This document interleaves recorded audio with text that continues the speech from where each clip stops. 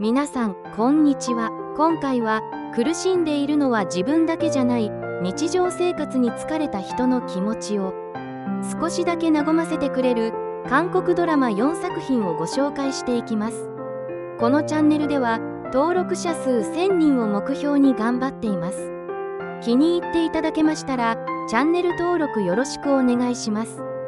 最初にご紹介するのは2014年の極上の愛と優しさに包まれる大人のためのヒーリングラブコメディ、大丈夫愛だです。大人はみんな傷だらけ、みんな心に痛みを抱えて生きている。大丈夫愛だという題名を見てロマンティックな恋愛ストーリーと思われる方も多いと思うのですが、ヒューマンドラマの要素が強いドラマです。恋愛も出てくるのですが、登場人物の全員が過去のトラウマや精神的な不自由を感じながら生きていて、そちらの方にフォーカスされています。主人公のヘスは精神科医なのですが、ヘス自身も過去のトラウマから現在の生活に不自由を感じています。世の中の視線は精神科に通院している患者たちは特別な人、私たちは普通の人という見方が一般的だと思いますが、このドラマでは患者たちと一般の人たちの区別がなく書かれていて、世の中に生きている全員が大丈夫じゃないけど、愛がそこにあれば何とか生きていけるという胸の奥底に明かりを灯してくれる作品です。彼らが必死に生きている姿を見ているうちに励まされ癒されるドラマです。あらすじは、ヘスはさまざまな問題を抱えた患者と向き合う精神科医。男顔負けの手腕で慌ただしい日々を送りながら、自身も異性と関係を持つことを怖がる恋愛恐怖症を克服しようとしていた。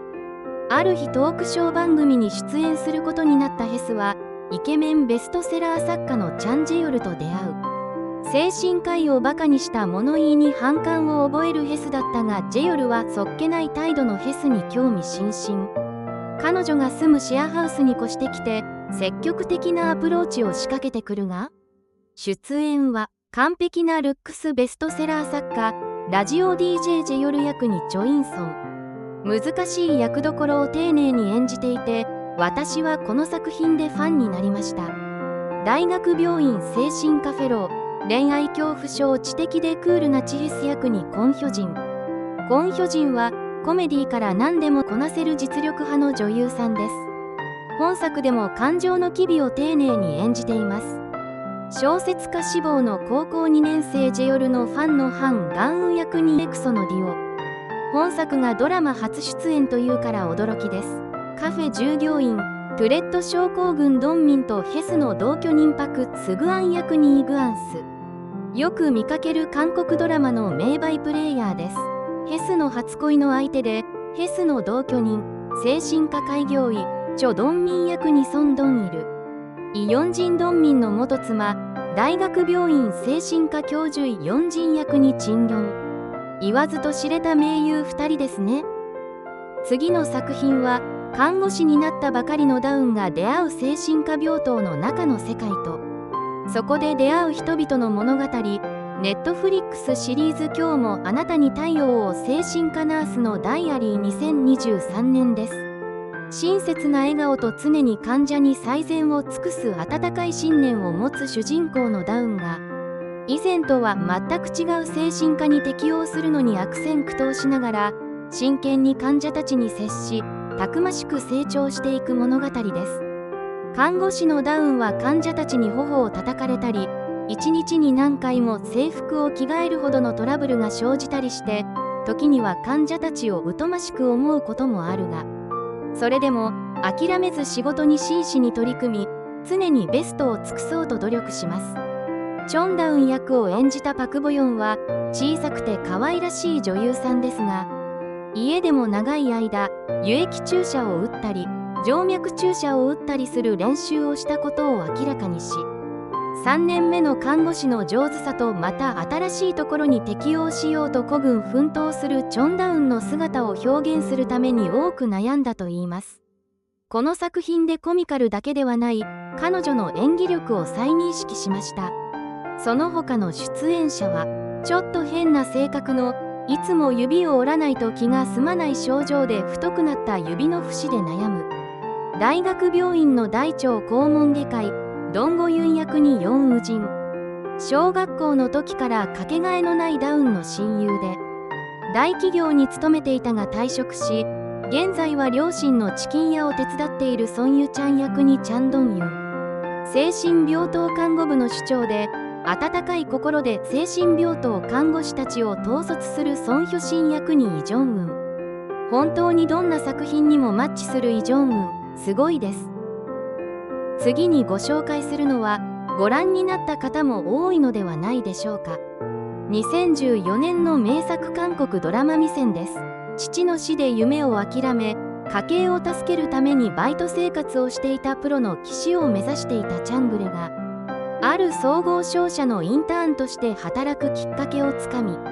学歴も社会経験もない、コピーの取り方も知らない、英語も喋れないという中、コネ入社と揶揄され、世間の荒波に揉まれながら少しずつその努力が上司に認められて、仕事に邁進していく姿を描いたヒューマンドラマ。グレと同期のインターン4人のメンバーが、グレとはまた違った社会の難しさを体験していき、苦悩する姿は現代の社会の問題と照らし合わせて見ていくととても感慨深いドラマです。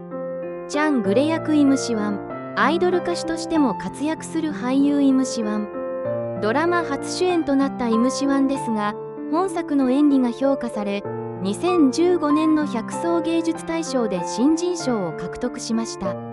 またチャングレの上司を課長役をイ・ソンミン、絶妙な距離感で接してくれる先輩役をキム・デミョンが務めます。